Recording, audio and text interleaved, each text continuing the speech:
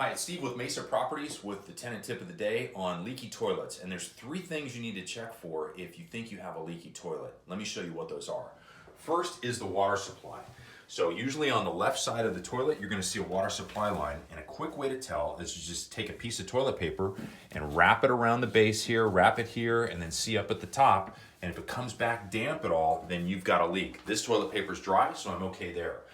Next 2 areas that you've got to be aware of is inside the tank itself.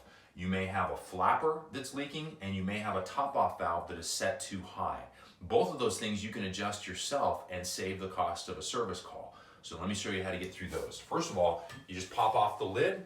This is a pretty standard tank. There's a supply valve here. This tube actually fills up the water for the bowl, and then down at the bottom you see that blue flapper. Now if you hear the water leaking and it's not leaking over the crest of this particular tube, it's going to be the flapper.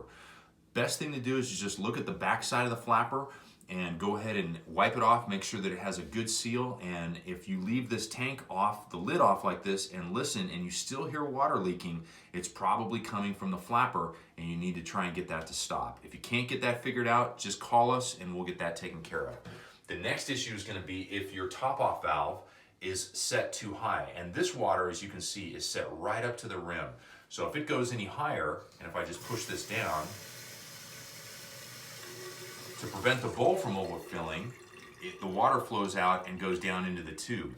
If you hear the water running every once in a while, turning this on and off, topping the bowl off, and it's coming over the top, you need to adjust this down. Again, if you have any questions about how to do this, just go ahead and give us a call or submit a support request online. Thanks.